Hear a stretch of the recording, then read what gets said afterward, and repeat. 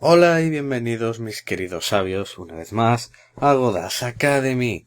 Esta semana os traigo un libro muy cortito. De hecho espero pues que no pase de 20 minutos este vídeo. Es El Gran Circo de la Economía. Es un libro de Peter Leeson que salió hace poco, lo publicaron el año pasado. Y que básicamente pues son un par de historias curiosas. Peter Leeson es un profesor de Economía y Derecho en la Universidad de George Mason en Estados Unidos, autor de varios libros como El Garfio Invisible, donde habla de las economías, por así decirlo, los razonamientos económicos pues, que hacían los piratas. Y es premio 8 economistas jóvenes más importantes del mundo. El tío es bastante peculiar, o sea, sus libros, en general sus estudios se centran son muy al estilo de Gary Becker, como hacía en los 80, que estudiaba mercados, así pues como más raros, más relacionados pues con la vida cotidiana y que nadie se paraba a pensar. Por ejemplo, este autor pues se pone a mirar cómo eran los piratas, cómo se administraban o casos que veremos ahora. Y simplemente pues son varios capítulos y cada capítulo pues trata de contar una historia, por así decirlo, que suelen ser razonamientos, bueno, por así decirlo, son actitudes, comportamientos que a día de hoy nos parecen muy raros y decimos, ¿qué es esto? ¿Por qué hacían esto? Pero que tiene una lógica detrás de, una lógica económica detrás de ellas. Hay que decir que está escrito a modo de una narración, como si fuera un circo, ¿de acuerdo? Donde el autor va guiando a un grupo de personas por varias salas explicando estas historias. Los pone así como todo muy gracioso, en plan como que él es el que manda ahí en el circo, y los personajes que van pues son muy arquetipos, ¿de acuerdo? Hay como un economista ahí muy raro que viste de marrón, súper aburrido. Luego hay una chavala guapa que le lanza indirectas. Uno que parece un redneck, súper gañán. Un cura. O sea, son cosas súper así estereotípicas, ¿vale? Y luego siempre, pues además tiene así muchos detalles graciosos. Y empieza ya, que es el detalle más importante en la presentación, y es que reparte unas tarjetas donde dice, aquí en estas tarjetas explican todo lo que necesitáis para entender lo que vais a ver. Y simplemente hasta esas tarjetas ponen, piensa en los incentivos. Y la primera historia es Arde, cariño, arde. Habla de cómo desde más o menos el siglo IX hasta el siglo XIII fueron comunes las ordalías, un juicio divino donde generalmente usaban calderos de agua hirviendo o hierro ardiendo. Esto es muy típico, que muchos sabréis, quizás suene algo, que lo hacían muchos como en juicios de la Inquisición. Eran como juicios divinos, ¿de acuerdo? Y de hecho algún caso ya veréis que lo conocéis. Uno de ellos, el más mítico, pues era un cazo con agua ardiendo y una persona pues tenía que sacar algo en el fondo y cogerlo. Y si salía ileso era porque Dios lo ayudó y era inocente. Otro era, por ejemplo, soportar un cacho de hierro ardiendo sobre la mano. Otro que también era, que también quizá os suene, que era poner una persona en una silla y hundirlo en el agua. Que, por ejemplo, si te acusaban de bruja, y decían, pues si no es bruja, Dios lo ayuda, entonces va a flotar. Y si es una bruja, pues se hunde. Claro, visto así todo, pues dices tú, hostia, pero ¿qué es esto? O sea, es una locura. O sea, al final siempre va a ser culpable, porque va a salir, o sea, siempre van a ser brujas y siempre van a ser culpables, porque se va a quemar. Pero, aunque parezca mentira, esto tiene más sentido de lo que parece. Porque ya razonaban que las torturas no eran formas adecuadas de juicio, ya que incentivaban al acusado a declararse culpable para dejar de sufrir. Y en estos casos, pues obviamente, pues también, obviamente, si el agua está hirviendo, te vas a quemar, sí o sí. Pero había truco. Porque, según los registros, en la zona de Inglaterra, la tasa de exoneración de estas ordalías con agua hirviendo podían llegar al 90%. Es decir, casi todos eran inocentes. Y diréis, ¿por qué? O sea, pero ¿cómo es posible si esto no puede ser? O sea, metes en la mano y te quemas. Lo que sucedía es que el razonamiento que hay detrás de esto es el mismo que hay en el juicio de Salomón. La mítica historia que cuenta de que dos mujeres antes el rey Salomón y le dicen, este hijo es mío. Y ambas dicen que su hijo es suyo. Entonces, como no se ponían de acuerdo, el rey dice, de acuerdo, parten al niño en dos y cada uno tiene una mitad. Entonces, la madre de verdad dijo, no que se lo quede la otra, pero no lo matéis. Entonces Salomón dijo, tú eres la madre. Porque el amor de una madre verdadera era tan grande por su hijo que prefería que lo tuviera el hijo la otra a que muriera. Entonces este razonamiento es el mismo que se aplicaba en las ordalías. Y la realidad es que como se tenía esa fe divina, la población, ¿no? Todos creían en Dios, en los juicios divinos, los culpables confesaban antes de sufrir. Porque decían, hostia, yo soy culpable, pues yo hago esto, me voy a quemar. Y los que aceptaban probar en la ordalía era porque de verdad tenían fe en su inocencia. Además, pues estos, al estudiarlo, pues se vio que había como mucho trapicheo y mucho como que estaba siempre algo amañado, ¿no? Por ejemplo, el sacerdote solía estar a solas un buen rato con el acusado antes.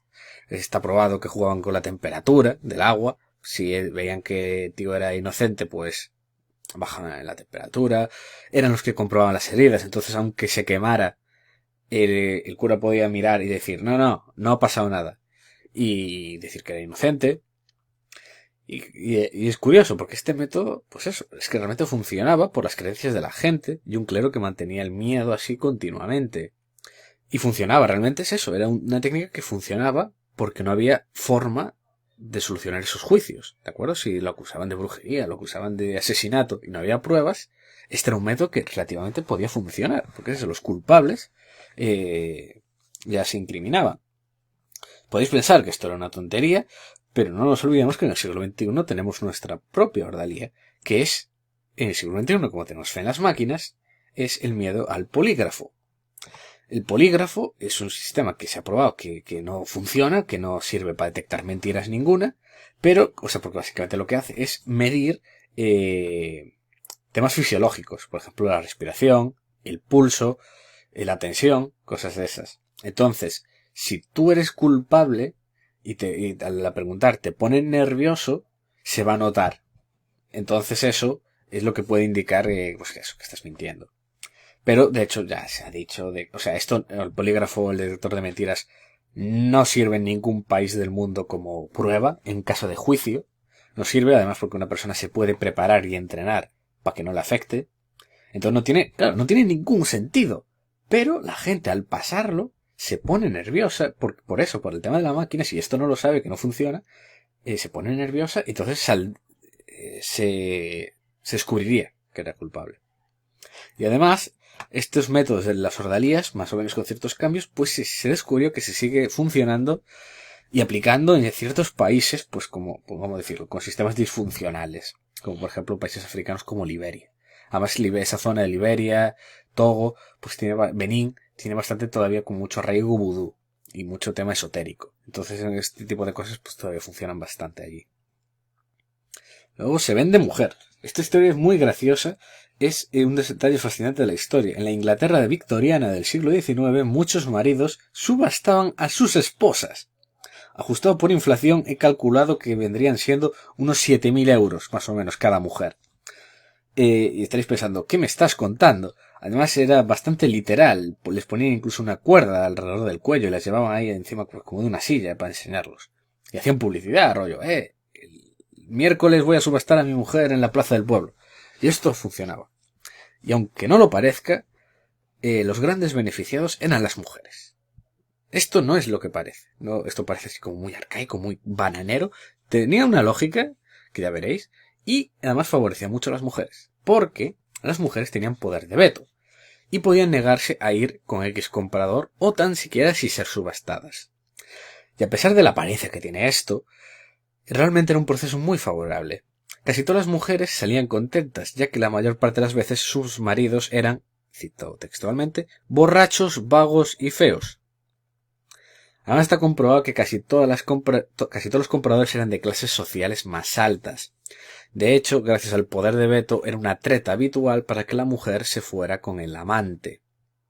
Esto todo sucedía por el tema, como era la situación legal en esa época, que no había el concepto todavía de divorcio, y las propiedades de la mujer al casarse pasaban al marido. Entonces, como era muy difícil, si había problemas en esa pareja, por ejemplo, eso, que el marido era un vago, solía ser por eso, porque era un borracho, porque acumulaba deudas, Lo normal es que necesitara dinero el marido, la mujer quisiera irse y la subastaba. Y lo que era bastante habitual es que es eso, que se fuera con el amante o con un aristócrata o baja nobleza o gran comerciante que sí tenía dinero pero todavía estaba soltero o un hijo que estaba soltero y que ya había, pues era era algo mayor, ya tenía como más de 30 años y no encontraba mujer. Entonces era una práctica habitual y las mujeres pues solían quedar siempre más contentas y era pues eso, por la situación toda de la época. De hecho, una vez que pasaron los años, se fueron sacando más leyes en el Parlamento, pues esta práctica quedó abandonada porque ya no hacía falta. Es otra vez como lo de antes. Al no haber instituciones adecuadas en ese momento, el ser humano pues inventa algo, se adapta para arreglar la situación. La sociedad como limpieza. En el siguiente capítulo habla de los gitanos romanís en Estados Unidos y el papel que juega la limpieza en sus instituciones. Hay muchísimas reglas para arreglar la vida diaria en esta comunidad. Por ejemplo, una de las más importantes es el tema del concepto de limpieza y suciedad. Cuenta como la parte inferior del cuerpo, conocida como marime, más o menos por el estómago hacia abajo, representa la suciedad, porque es ahí donde están los genitales o el ano. Y por eso tiene muchos tabús relacionados con la menstruación, el sexo, incluso pues el tema de la suciedad y limpieza, digo, lo extrapolan a todo. Por ejemplo, hay jabones distintos para lavar las manos, los platos, de hecho, no sirve el mismo sitio, o sea, pero el sitio físico no sirve el mismo para lavar las manos que lavar cacharros. No quieren tocar animales como perros o gatos porque, cito también textualmente, se limpian con la lengua. O sea, hay muchos tabús en todo esto. Y lo que están haciendo es emplear su sistema de creencias para cambiar su sistema de reglas. Al extrapolar el marime a lo sucio, que es contaminante para el alma y queda prohibido, entonces aprovechan todo esto para reglar el resto de la sociedad y, por ejemplo, condenar el robo, el fraude, la violencia, porque son formas de marime. De hecho, claro, esto es muy dentro de la propia comunidad. Y luego, a la hora de, por ejemplo, relacionarse con los de fuera, no con los no romanís, pues como se consideran bárbaros y sucios, por eso este tipo de cosas no están tan mal vistas. Y, por ejemplo, muchas veces se suelen dedicar a negocios pues un poquillo más fraudulentos, ¿no? Por ejemplo, vender coches de segunda mano, que en Estados Unidos siempre hay esta coña de los lemons y que suelen ser muchas veces chatarras.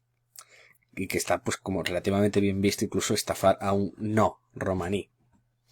De esta manera regulan la sociedad mediante supersticiones y con castigos relacionados con el ostracismo, ya que para mantener la comunidad cohesionada siempre la gran amenaza que tienen es el ostracismo, el plan te van a ignorar, te tienes que ir fuera de la comunidad, y lo logran gracias a esto, a mantener muchísimas reglas de la sociedad. Bendita maldición. Las comunidades monásticas europeas de la Edad Media desarrollaron un curioso mecanismo de defensa. Hubo una época, muy concreta en Francia sobre todo, que fue conocido como el anarquismo feudal, porque hubo como mucho conflicto por las tierras, y entonces había continuamente cambios de propiedad de los señores, de las tierras. Entonces hubo como mucho caos, ¿no? Entonces las órdenes monásticas que vivían en monasterios, tenían, pues en esta época, ¿no? El clero que tenía muchas tierras. Claro, como había este caos, no podían acudir al típico señor de que los defendiera. Entonces, si venía algún señor que quería arrebatarle parte de los terrenos, ¿cómo se podían defender? Claro, porque además ellos no eran soldados, ni mucho menos. Igual tenían dinero para contratar mercenarios, pero, ¿y si no? ¿Qué hacías entonces? Ya dicen que, pues que surgieron esos caballeros, asaltantes y cualquier noble que quisiera terrenos. Al no haber justicia ni contar con fuerzas de defensa, surgieron de manera espontánea las maldiciones y las excomulgaciones. Porque, volvemos a lo del primer caso, debido a la fe que había en esta época, ellos aprovechan de esa fe para, por ejemplo, amenazar con lanzarte una maldición. Y la gente, como se creía que de verdad podrían estar malditos, no se atrevía. Porque, o sea, imagínate, vas ahí, eres un señor ahí todo flama, que viene, que quieres coger esos terrenos, y viene un montón de curas a lanzarte una maldición o te excomulgan, claro, hostia, dices, pues no me compensa. Y esto funcionaba, debido a cómo era la época y la fe, funcionaba. Y los mantenían a salvo, mantenían a raya a los nobles. El pollo relleno de veneno. Este también es más o menos siguiendo la misma lógica. El Bengue, el oráculo del veneno. Y esto es algo que a día de hoy se sigue haciendo. Y que en ciertas zonas de África sigue muy arraigada la brujería. Y cuando una persona cree que su vecino o alguien del entorno puede estar usando brujería, por ejemplo, porque están llegando malas cosechas, una enfermedad en la familia, puede acusarlo. Y además sucede una cosa, y es que estos ya son rollos, pues eso de brujería, de creencias, es que parece ser que puedes estar invocando brujería y no saberlo, y no lo sabes. Entonces te acusan de que eres brujo y tú no lo sabes, pero igual es que lo estás haciendo sin querer. Entonces, para arreglar estos problemas, lo que hacen es le dan veneno a un pollo y que más o menos la mitad de las veces lo mata y la otra mitad sobrevive. Y si sobrevive, la persona es inocente y si muere es culpable. Y debe someterse, si es culpable, a varios ritos para purificarse. Y ya está. Y volvemos a lo de antes. Son sistemas que surgen de manera espontánea donde no hay sistemas jurídicos. Y tiene bastante sentido, o sea, porque ya veis, es que da bastante igual. La probabilidad es 50-50. Pero sirve para solucionar los problemas. Porque si es inocente y ya está. ¿De acuerdo? Y no ha pasado nada, la gente se lleva bien. Y si es mal y sí que es brujo, simplemente hace un par de ritos y ya está purificado. Entonces también ayuda a solucionar el tema este. Y ya está. Ayuda a solucionar el tema este y todos quedan de bien. Entonces, si la gente entiende y cree en él, en este método, todos sabrán cómo se comportará el otro si le pasa algo similar y cederá. Entonces, de esta manera, no se parte la sociedad, por así decirlo, que es algo que podría pasar. Los juicios de bichos también es otro caso muy particular, y es que durante los siglos XV y XVI, XV y XVII, hubo por toda Europa muchos juicios a insectos y animales como los ratones. Debido a que cuando había plagas o animales destruían cosechas, como era habitual, ¿no? Solían recurrir como último caso a un clérigo que con ayuda divina los echara. Para entender estos juicios, antes hay que entender que la Iglesia cobraba diezmos muy cuantiosos y no pagarlos era muy mal visto y era sinónimo de negar a Dios. Pero ¿qué pasa cuando esta gente deja de creer y pagar? Cuando en esta época apareció la Reforma en Europa, mucha gente dejó la fe católica y decidieron dejar de pagar estos diezmos, y los clérigos decidieron revitalizar la fe con estos juicios. De hecho, las sentencias están llenas de declaraciones relacionando las plagas con la evasión del diezmo. Y en estos casos reforzaban la fe, ya que, solían ser, ¿no?, declarados culpables los animales, y en la mayoría de casos los animales, ya cuando se terminaba el juicio, ya habían muerto o se marchaban. Así que se quedaba así como reforzado el poder sobrenatural de la Iglesia, porque la gente se lo creía, porque dice, llevaron a juicio, declararon culpable y ya no está. Claro, solía ser por esto, simplemente porque se piraban, o ya habían fallecido, o los mataban directamente. Pero al pueblo llano le parecía eso, que era la capacidad sobrenatural. Y esto tiene mucho sentido. Por ejemplo, aquí se ve un gráfico que relaciona los juicios de bichos, que son las manchas negras, con las zonas donde más juicios por brujería hubo, que son estas marcas así rayadas. Y ya se ve, pues eso, la obviamente correlación que hay, que fue sobre todo mucho pues en la zona, sobre todo mucho en la zona de Burdeos, y luego pues al sur y este de Francia, bastante en Suiza, norte de Italia, la zona de Piemonte. Y claro, era por eso, porque era la zona donde había mucho conflicto entre protestantes y católicos, ¿no? Por ejemplo, en muchas zonas, norte de Alemania, pues hicieron protestantes y ya está. Pero muchas donde había conflicto, por ejemplo, Francia hubo muchísimo conflicto entre católicos y protestantes, los hugonotes franceses, ahí sí que hubo, y por eso se dirimía pues con juicios de brujería, juicios de bichos, porque la Iglesia católica quería tratar de reafirmar su poder. Y el último caso que veremos, peleando se entiende la gente. El baculus cornutus, que eran piezas de madera muy grandes que servían para pelear. Y estos son los juicios por batalla de la Inglaterra medieval. Igual os suena este tema de los juicios por batalla porque pasa en Juego de Tronos. Y de hecho a George R.R. Martin, cuando le preguntaron en qué te inspiraste para escribir los libros, él decía la historia. Por ejemplo, el Gran Muro está inspirado en el Muro de Adriano, que fue construido en Britania para dividir el límite del imperio de los bárbaros del norte en Britania, en Gran Bretaña. Y los juicios por batalla también están inspirados en la vida real, porque había estos juicios para dirimir. O sea, había peleas para dirimir estos juicios. Sobre todo, pues se hizo aparecer mucho después de las invasiones normandas en Inglaterra. Estos litigios eran sobre todo por derechos de propiedad sobre cierta tierra. Cuando dos personas chocan, el demandante puede ir hasta un noble, el noble cercano, y demandar una pelea. Y el ganador se queda con la tierra. Lo normal era contratar campeones profesionales que se dedicaban a esto, literalmente solo a combatir en estas situaciones. Y los jueces, al no haber pruebas, podían asignar los derechos de propiedad de esta manera, ya que el que los valorase más pagaría más por un campeón mejor, y sería el que sacaría más rendimientos de esa tierra. Entonces los jueces decían, pues no hay ningún problema. O sea, era una forma, también, otra vez, ya veis, es lo mismo que lo de antes. No hay métodos todavía para aclarar la propiedad de una tierra, no hay un sistema legal moderno, que se hace pues casos como este. Al final la tierra se la quedaba el que más valor le da. Y extremos se pueden evitar porque, debido al feudalismo y la división de tierras, mucho por los herederos, los costes de transacción eran muy altos. O sea, comprar y vender una tierra era muy complicado. Y al ser temas serios donde ambas partes valoraban alto la tierra, se cree que era posible recurrir a préstamos e incluso invertir la mayor parte de los recursos disponibles. Además, estas peleas solo podían ser entre personas de estatus social similar, para evitar abusos de nobles con recursos, obviamente. Y muchas veces, de hecho, no llegaba a los combates realmente, llegaba con la intimidación de un buen campeón para llegar a acuerdos, así que no habría tampoco muchos combates como podría parecer.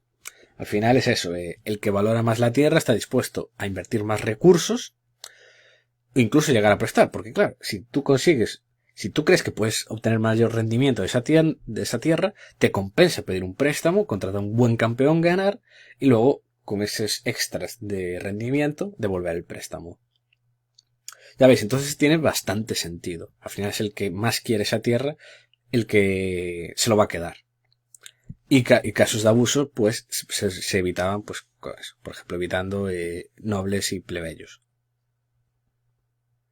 Y esto es todo. Ya veis, estas son un par de historias así, además las he resumido mucho. El tío a mí también me parece que se enrolla demasiado tratando de justificar económicamente cada razonamiento. Entonces se enrolla demasiado. Yo creo que lo he sintetizado todo bastante bien al final. Porque al final la conclusión es esta. Como decía el gran personaje en Jurassic Park, life finds a way. La vida encuentra un camino. Si no existen instituciones suficientemente evolucionadas, como podría ser la justicia medieval, o no son operativas, como es el caso de África, el ser humano encontrará formas de solucionar estos problemas. Ya veis, la mayoría eran casos de juicio, litigios, cómo solucionarlos, o cómo mantener cohesionado una sociedad. Ya veis, esto es básicamente lo que nos viene a decir. Él lo trata luego de razonar, luego tiene un apéndice, incluso con cálculos, o sea, cosas de economistas, ahí súper complicado. Pero bueno, esto es la síntesis. Y nada más. Ya veis, un vídeo así cortito, un par de anécdotas que podéis contar que siempre viene bien saber alguna para contar en una buena cena. Este es el final, espero que os haya gustado y al menos os haya entretenido un rato con estas historias muy curiosas de la historia. Cualquier duda o sugerencia, no dudéis en enviármela. Esto es todo, mis queridos sabios.